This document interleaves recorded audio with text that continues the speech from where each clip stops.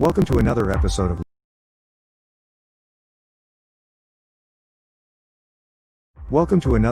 of Lunch with the Shark. Join us as we dive deep into discussions about business, accounting, and finance to help you build a business that thrives. Now sit back and have a bite with your host, the Shark CFO, Vidal Espinosa. Hello. Welcome to another edition of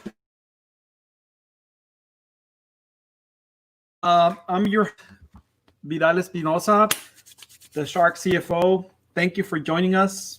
It's a pleasure that and we're so grateful that you actually have taken time of your busy schedule to tune in and watch and listen to the certain things that I sometimes say. It's interesting.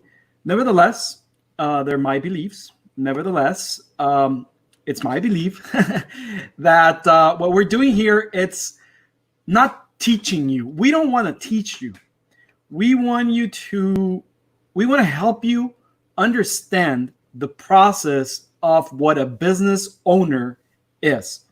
My sole desire and wish is that you shift your mindset that we've been programmed for, to be employees, to be working from somebody else, to be on just collecting or receiving a weekly, bi-weekly, monthly paycheck, and help you shift your mind from that to something completely different.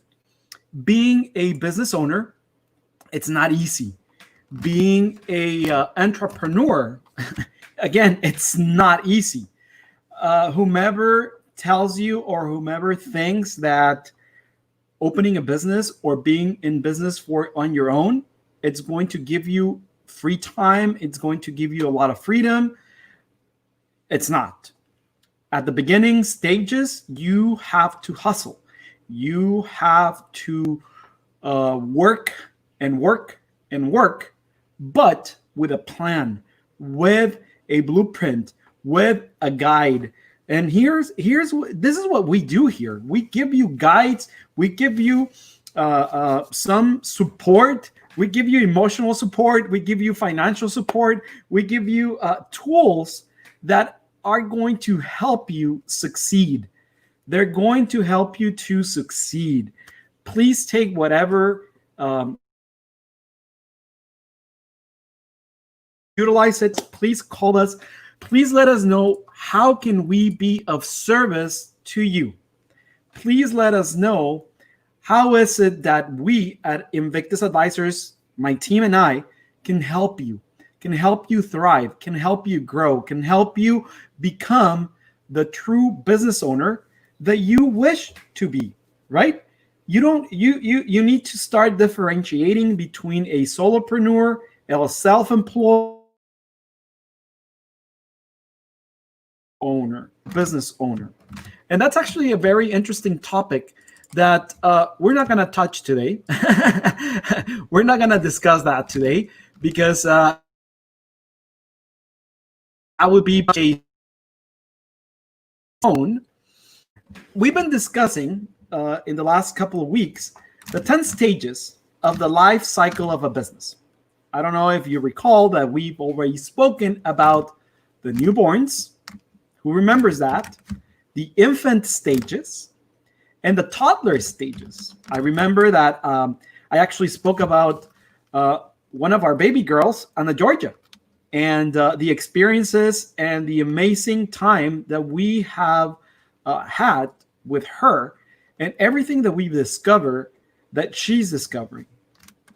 And yesterday, in one of my executive meetings with a very, very dear friend of ours, I actually had the opportunity to tell them, hey, you might think that your business, it's an adult, that your business, it's grown up, that your business has grown, and you are not right. I am so sorry to tell you that your business is and will continue to be in a toddler stages for several more months. This was a shocker because they didn't realize that you could actually categorize a business as a life cycle. I did not explain in details to them the reasoning nor the life cycles of a business, comparing them to a life cycle of a human being. But I did make some assertions, and I told them, hey, this is what's going on. We are in a restructuring phase. We are in rebirth stage. And this business currently has every single characteristic of a toddler. And I left it there. I actually gave them a little bit of homework for the weekend, and I said, just analyze the life and stage of a toddler. Just analyze it. Just think what they do. Just think what they don't do. Just analyze them. Just become a toddler for the weekend. And then we'll discuss over the next week, why did I say that your business, that it's been in business for 10 years, it's in a toddler stage. We have not grown. A business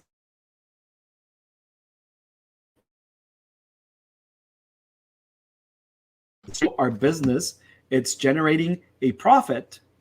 It's not what we want because there's lack of systems, there's lack of procedures, there's lack of control. Our payroll, it's out of control. Our revenue, there's no procedures to collect installment agreements and things like that.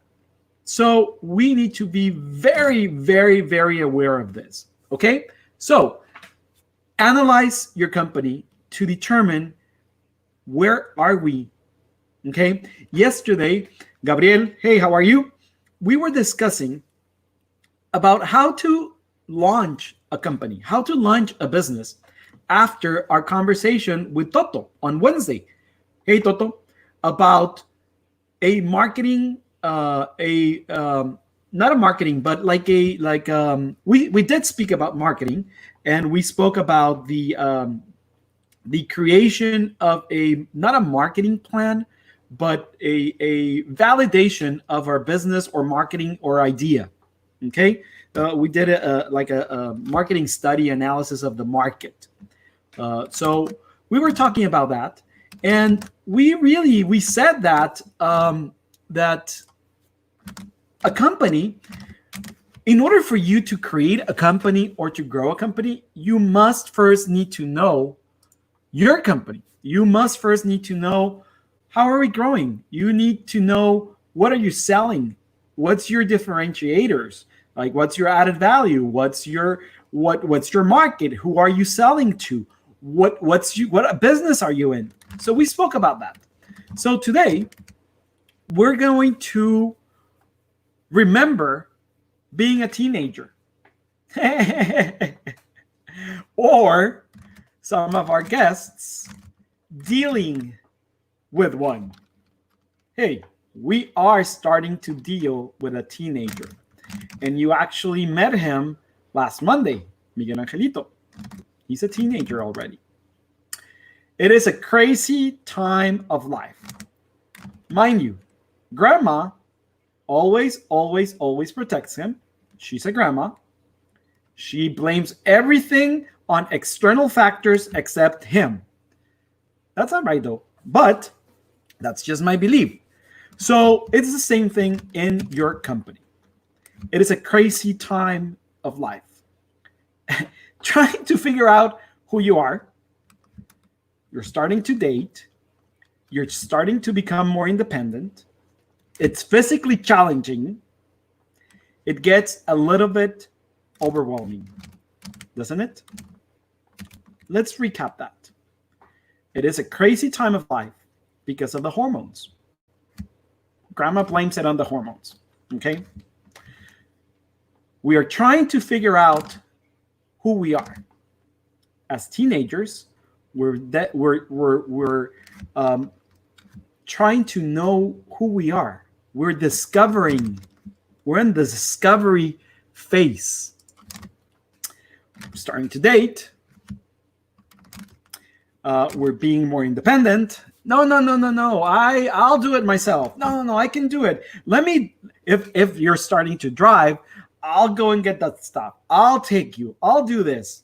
Remember, I'll do it. Just give me the keys. Being more independent.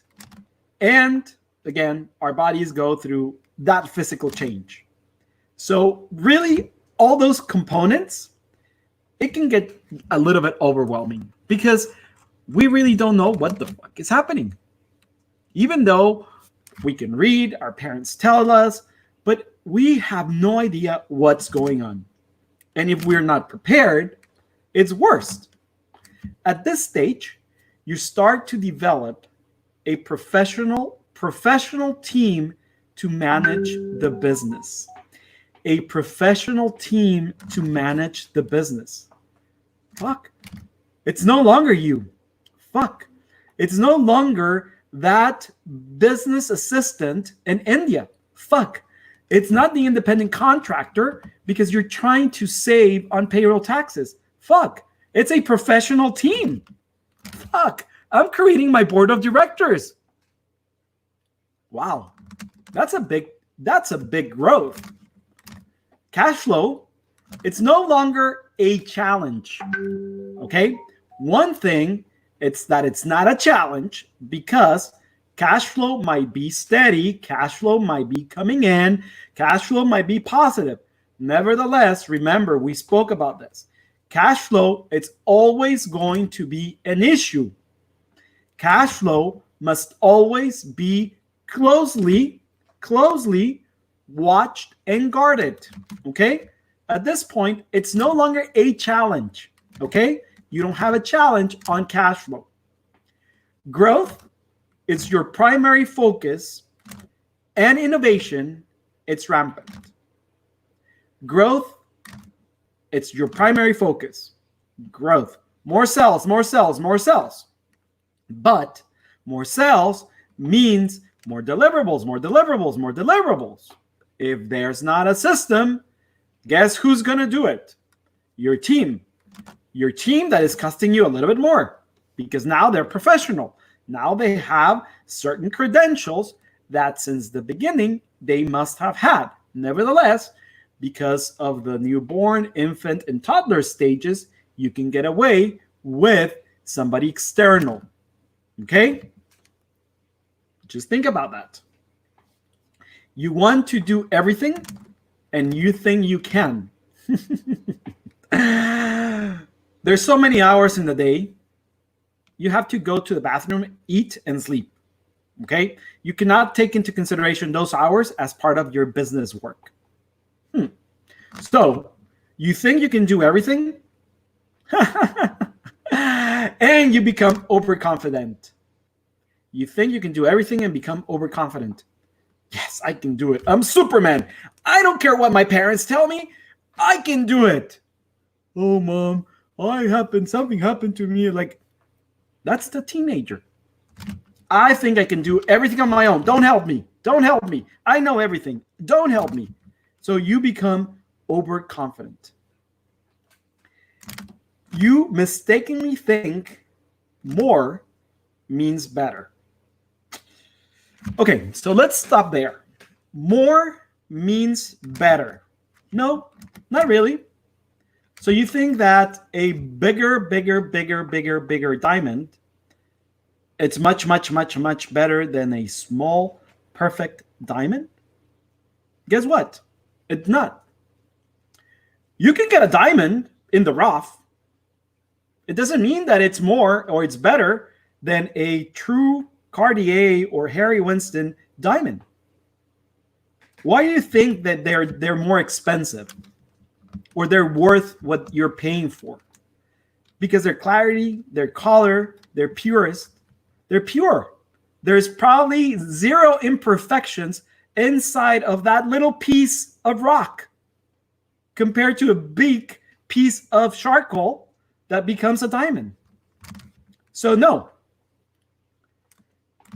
More, it's not better. Okay? The more reports or the more documents or the more shit you give to your clients, it's not better. You're just burying them in paper. You're just burying them on information. Us, as CFOs, it's our job to give our clients the data, the necessary data that they require to grow their company. I am not going to dump the whole freaking books in my clients for them to understand them. No, that's not what a CFO is. Or an attorney. I am not going to dump every single legal document that I present to the court to my client. I'll keep those documents in my file, and if necessary, I'll provide them to the client. But what I'll provide to the client, it's a brief of what's going on their case. Okay? I explain to them as an attorney. I'm not an attorney. I'm talking about an example of an attorney. My brother's an attorney. Hey, Gilberto, how are you? How's the family? How are my kids? Eugenia, how are you? And Miguel Angel. Oh, yes. Miguel Angel is also an attorney. He's a physician and an attorney. He studied to become a lawyer because he had time to do so, even though being a doctor. But that's another story. So an attorney would just sit down with you and review your agreement, but he's not going to read the whole freaking agreement to you. He's going to explain the scope of the agreement and the liabilities that you as the signer or as the receiving party is going to have. He's not going to explain every single freaking detail and every single freaking technicality and every single freaking law that can impact this agreement. No, he's going to tell you, a good attorney, it's going to tell you exactly where it's going to hurt you. Okay? The doctor, when he performs a surgery, he's not going to say, hey, the first thing we're going to do this, and this, and this, and this, and this, and that. Then we're going to give you this medication through your IV. But then we're going to open in this section and we're going to dissect this muscle. And then we're going to, no, the doctor is going to tell you, you have this illness. We're going to cure it. We're going to treat it. You might need surgery. This is what the surgery is. Go and see a video that is probably 5-10 minutes that explains the whole surgery, and let me perform the surgery. When it comes out, he's going to be, you did very well. You're cured. He's not going to go into full details as to, oh, you know what? At minute 24, this is happening. You had a hemorrhage. No. More is not better. Okay? Fast-paced leaders don't attend meetings, and there is a lack of accountability. Fuck. If I had $1 for each time, and you've heard this about everything, if I have $1 each time a business owner tells me, no, it's not my responsibility, it was my team's problem, blah, blah, blah, blah, blah, and I don't want to know about this, you cherry pick the problems that you want to solve, and you cherry pick where you want to be involved. You are only busy with shit that you want to attend, and you turn a blind eye to the things that you think are not important.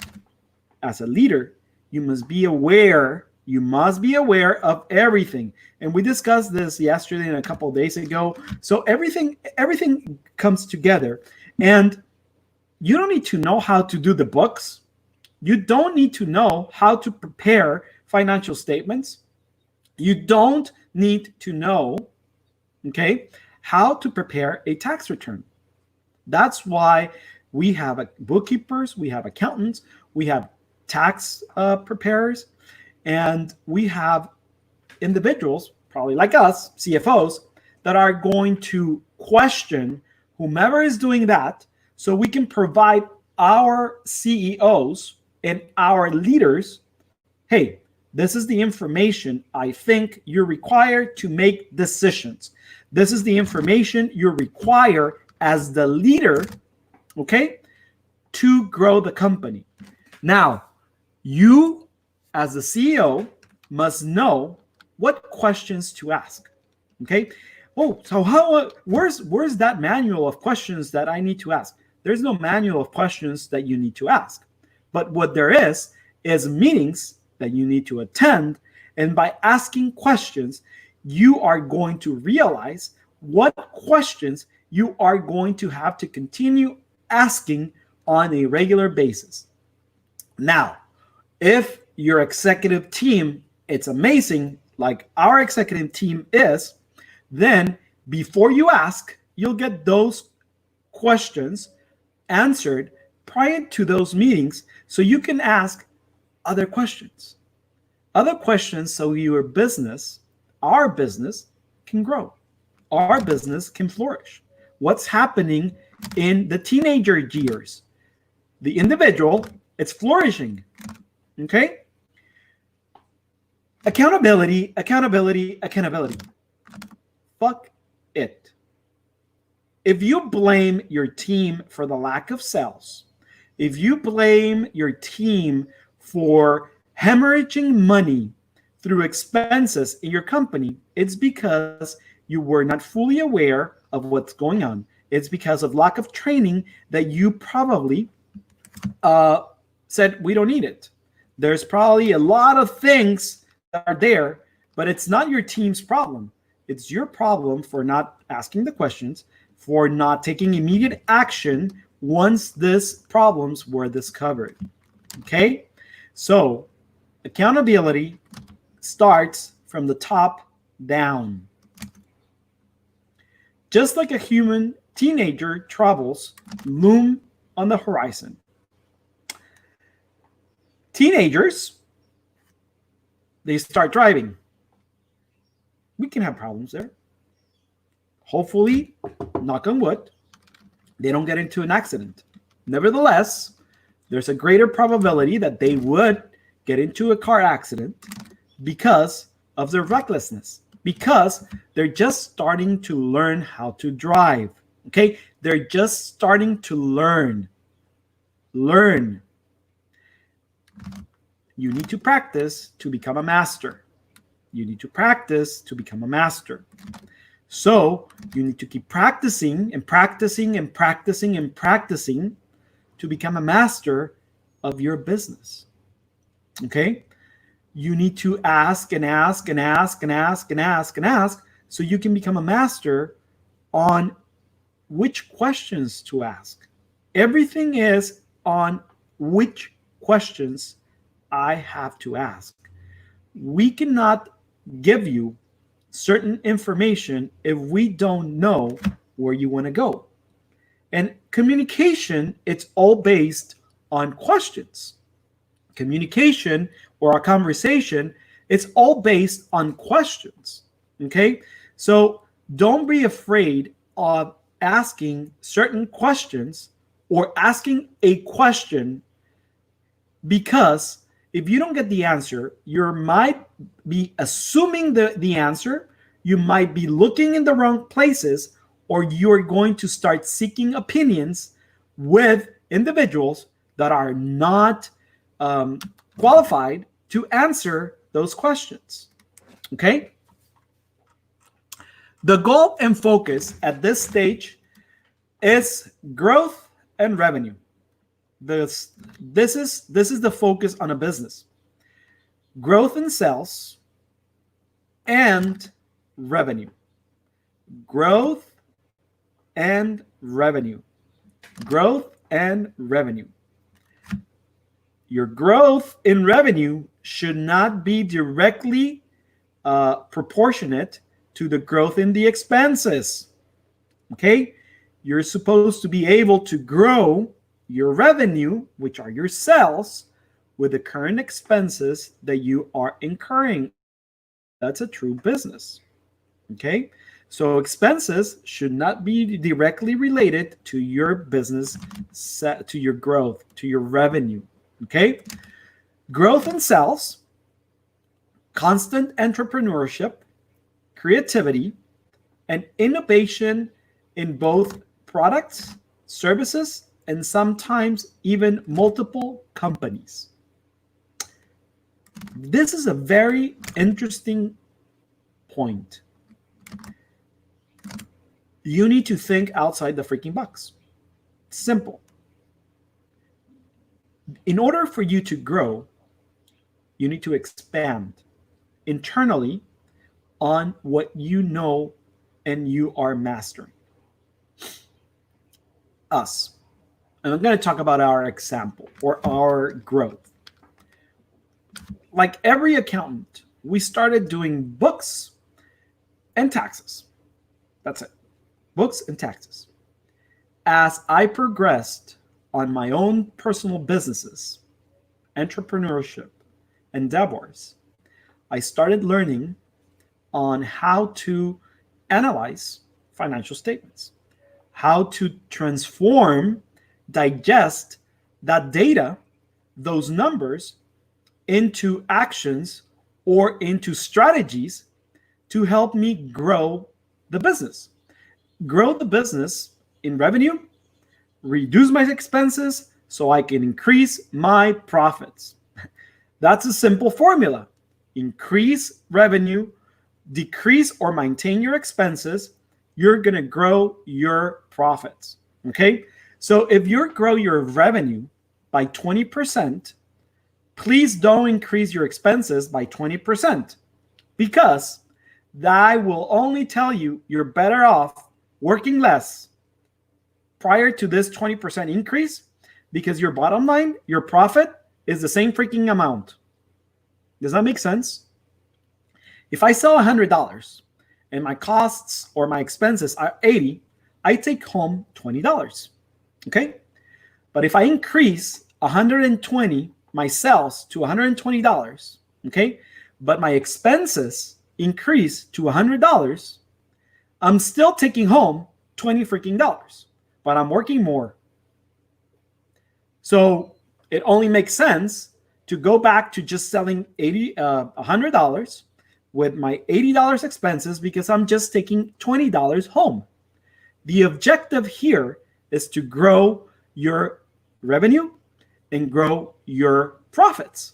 So if I increase to $120 of sales revenue, but I control my expenses, and on top, I reduce this $80 to $70, guess what? I'm taking home $40. Wouldn't that be better? But the only way I realize, or I'll get to know that, is because of my financial statements or the data that it's there in that piece of paper after analyzing it, after digesting it, okay? After understanding what the hell those numbers in those places mean. So you need to be in constant entrepreneurship, which tells me that you're going to be creating new products, research and developing new services, research and developing new ventures, new partnerships, new affiliates, new streams of revenue, new companies. Hey, let me create a company that it's only going to do research and development, and then my own company is going to acquire the rights or licensings to this. And you see how my mind works? You see how my expansion is going to be? I create a solid foundation and then I start moving around. That's a teenager. That's when you're a teenager, you're like in high school, you're in junior high school, you start discovering what the hell you want to do with your life, or maybe not, but at least where you want to work, what you want to become. If you want to become an architect, an engineer, an accountant, a lawyer, a doctor, passions start coming out. A chef like Miguel Angelito, David wants to put a lemonade stand, and Emiliano, he wants to be a influencer. He wants to have his own YouTube channel, and he dances and he does. So they're not teenagers yet, but their ideas are coming to life. Creative, they're innovative, okay? And they're innovating on products. They're innovating on services. So as teenagers, we grow. As teenagers, we discover. So this is where we start as teenagers. We don't only have one boyfriend or girlfriend. We have multiple. We are discovering, hopefully not multiple at the same time, okay? Hopefully. A professional management team is given responsibilities. In order for you to grow, you must delegate. Must delegate, but don't micromanage. Okay? A couple of weeks ago, we touched this topic, micromanaging. I'm coming up with another episode where we're going to help you with certain techniques start phasing out of micromanaging. Okay? So your professional management team will provide, it's given responsibilities. Okay? But you, as the business owner, as the top, as the leader of the company, you're gonna make the decisions. It's on you. You are accountable for. Okay? If I provide you incorrect tax calculations, that's on me. Okay? The decision of not paying those taxes, it's on you. Understand? You must be held accountable on making those decisions. Okay? It's still on the owner. Sales expands, but profits are unknown and often non-existent. Why is that? At this stage, it's very, very, very, and let me stretch that, very important to reinvest the profits in your executive team, the profits on research and development, the profits on implementing good systems, and we spoke about that.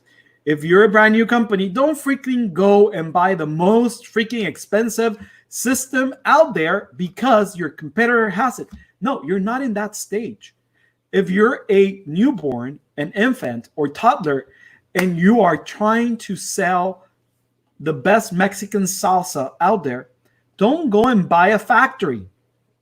Test the market. Test your product. Start small. Don't buy containers from China of packaging material and just have them on a warehouse. That's dead money. It costs you either from your pocket or a line of credit, and you're paying interest on that. Okay? So beware. Beware of that. Don't do it. Okay? But at this stage of the teenager, your business model is proven. You have certain systems. You have certain procedures.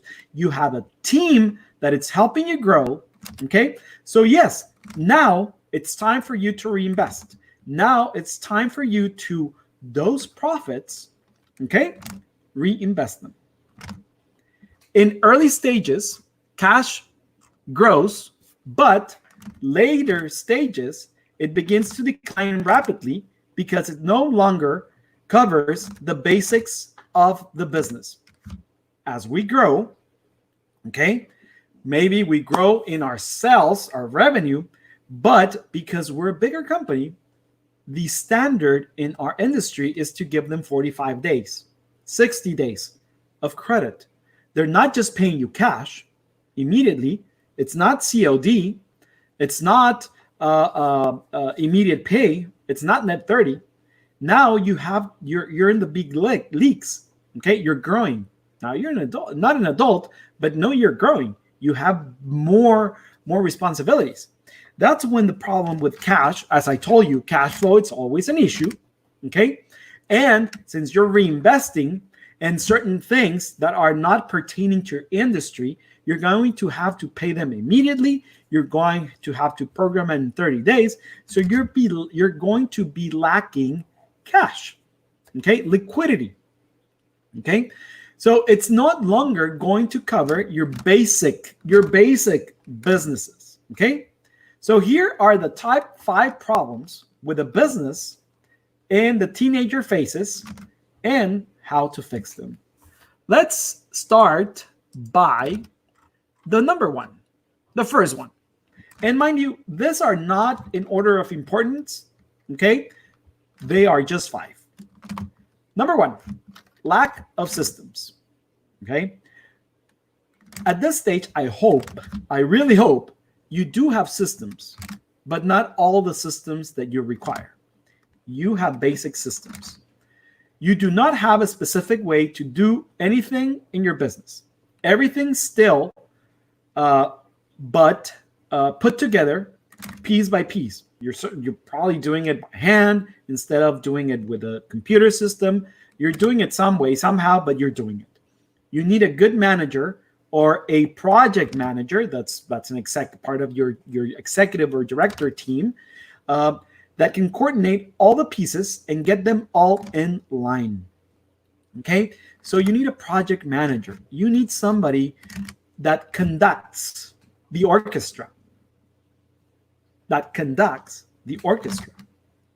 Okay, you need someone that can see the big picture, yet can get into specific details of the business and create solid processes to keep the business running efficiently. Lack of systems. You might think you have systems, but you don't. Number 2, risks are taken without fundamental understanding the downside.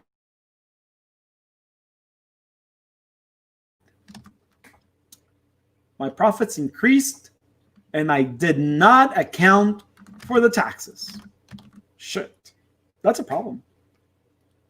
A professional management team is given responsibility, but sometimes it can come back to bite you. You need to make sure you explain the overall picture, how complex issues can be resolved, and demonstrate specific decisions and how it impacts the overall business. It comes back to you. It comes back to you. It's on you. Okay? Even though you have a professional team, an executive team, it's on you. Everything is on you. You're the business owner. Okay? Number 3, lack of accountability or the inability to measure. Hell, fuck. As if I've been doing this for the last 10 years and my company is selling $3-4 million a year, why do I need this right now? Because you're never going to get to the $10 million mark. Because you're never going to know if you're selling $4 million, what's your bottom line? What's your profit? What's your margin? How much is costing you to produce those mugs? Oh, I'm just selling them. Have you probably even noticed that maybe these mugs are costing you more than what you're selling them for? But because the market tells you that these mugs need to be sold at $19.95, you're just selling it at $19.95, but you never took into account that this blue, it's very expensive pigmentation that it's costing you 7 times more than the white, blah, blah, blah, blah, blah, and therefore this cost of production, it's $30. Do you see what do you understand what I'm trying to get to? If you've been doing it so far to this point, you've probably been losing money. To truly see where your business is going, you need to have goals and measures to help your team understand where the business is going. My sales team is not producing. Fuck, they don't work. They are useless. I'm going to fire them all. Well, they're useless and you're going to fire them all. The question is, have you told them what's your expectations or what their goals are? Now, if you have and you're measuring them, and if you have told your sales team, this is your goals, and you're measuring their goals, are you holding them accountable for the lack of not hitting their goals, or you're just cutting them slack, just a slap on the hand, or what the fuck are you doing to your sales team if they're not delivering and you've been very clear on their goals and you're measuring them? You need to help your team understand where the business is going. You need to tell them clearly where the business is going based on your expectations, based on your goals. It's all on you.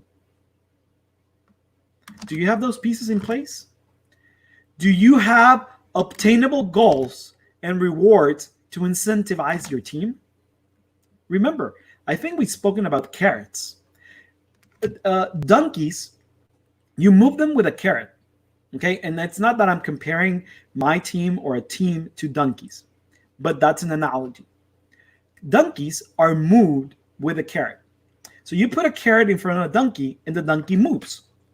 So do you know what's your team's carrot? Not everybody carrot, it's money. The majority, yes. But not everybody is moved by money. Maybe somebody is moved by a trip. Maybe somebody is moved by a piece of art. And it doesn't have to be a Rembrandt or a Picasso or whatever. A piece of art. Maybe a day in the beach. Maybe a dinner with you. That's their carrot.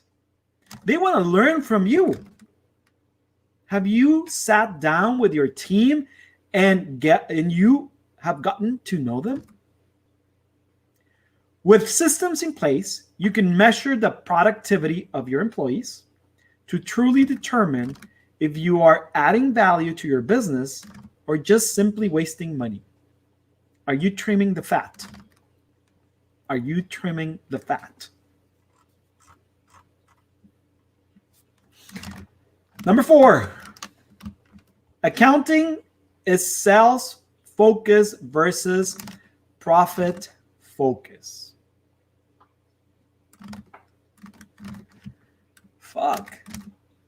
Sell, sell, sell, sell, sell, sell, sell, sell, sell at any cost.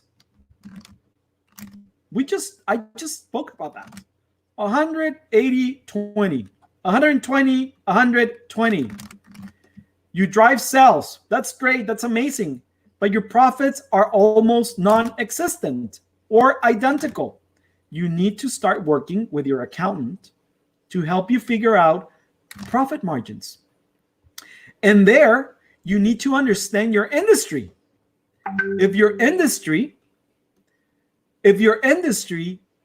your profit margins are 20, you have to be within those parameters. If you are under, there's something wrong. If you're over, amazing. But let's review certain numbers or certain lines so we can determine whether or not we can adjust, whether or not we are actually properly delivering, okay? Because maybe our sales are stagnant. We're cutting costs, so we can increase our profits, our margins, and that's not right, okay? Because our clients are gonna go. You need to take deep dive into each one of your products and determine if the price is actually creating you profit or sucking money from your wallet. When you're in the restaurant industry, okay, you have to do costing of each item in your menu, okay? So every single component of that dish must be valued. We know how much a pound of chicken costs. We know how much a pound of tenderloin costs. So let's say that the recipe calls for 6 ounces of chicken. We know how much 6 ounces of chicken is costing us. Also, the sauce.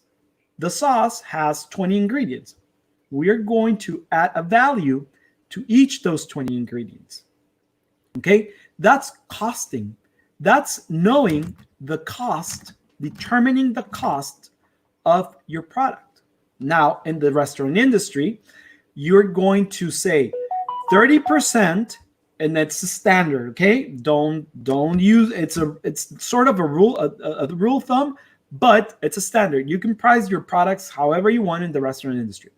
30% it's food, 30% is labor, 30% overhead or profit. Okay, so 30, you have a 10% margin. That's average.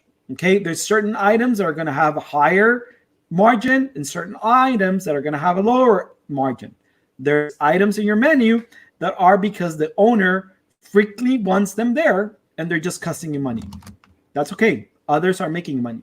But if you're servicing and you're selling a service for $10, but in turn it's costing you $8 to deliver, it's only 20% margin. Okay, so you need to know your industry. Number 5, overconfidence makes decisions but can kill a business. Get your freaking head out of your ass. The ego has killed more businesses than anything else. Well, cash flow is, but you get my point. You cannot be overconfident. Okay? You must be assertive, but not overconfident. Many business owners get into their mind, I know everything about my customers and business. I have the best freaking program out there. I don't know why they're not buying. They're stupid because they're not buying. No, that's not the attitude. You might be the best chingadera out there, but that should not be the attitude. Don't be overconfident because it's going to kill you. Get your freaking head out of your ass. Your ego, it's on your way, and it's not going to let you grow. This attitude is a kiss of death. You need to listen to your employees, clients, vendors, and partners to truly get an accurate picture where the business is at. It's going to hurt you because in your mind, you're going to tell me, fuck, we're in the adult stages. No, you're not. You're not. Okay? You have to be coachable. The first thing is you need to be open to receiving information and criticism.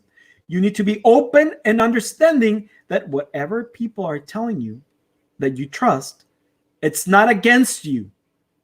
Okay? They're not talking to you. It's not against you. You need to be open to listen, not just hearing. Okay? I've said it multiple times. One thing is listening to answer. Another thing is listening to understand. You need to hear and be willing and accept that you are wrong. When you accept that you are wrong, you grow. When you accept that you're wrong, you learn. To truly grow your business owners, you have to be humble and realize that you are not perfect and you don't know everything. Perfection, and I said it yesterday, perfection, it's the lowest standard that you might want to seek for. Perfection does not exist. It only exists in God or the divinity that you believe on. He is perfect. Okay? But you're not. There's no perfection. You must strive to be excellent. You must strive to be that shark. You must strive to be the person to go to in your field. That's what you need to be. And still, they are not perfect. They are excellent. Okay? If you want some more tips, some more information, hit me up. Schedule a 15-minute chat with somebody in my team, I might be even answering. You might get lucky and I might talk to you. Hey, that's not being overconfident or cocky. Okay? I know I might not answer. Somebody else in my team might answer. But you might get lucky and you might get me. And it's not 15 minutes. I'll probably go on and on and on and on for an hour because I love giving information. I love talking to business owners, entrepreneurs, and helping them grow. So schedule a 15-minute chat invictus-advisors.com/shark so we can talk, so we can help you, grow. First, we might start with some mindset because you're not prepared. Let's be realistic. You might not be prepared to grow. So, as is customary when we do this lunch with the Sharks, follow us in our social media, Facebook, Instagram, YouTube, LinkedIn, please. And let me finish with a quote. Who really wants to be themselves when they're teenagers? No one. It's a hard period. It's a hard period in our lives. Stephen Corbell, the Late Show with Stephen Corbell, late night talk show host, he said that. Who really wants to be themselves when you're teenagers? When you pass this phase, you are going to go look back and say, shit, I did this mistake, but it helped me grow. Thank you for tuning in. Thank you for listening. Have an amazing weekend. Enjoy, decompress, purge, stop your work, take an early day off, enjoy lunch, enjoy dinner, enjoy your family, enjoy your friends. Stay safe. See you next week.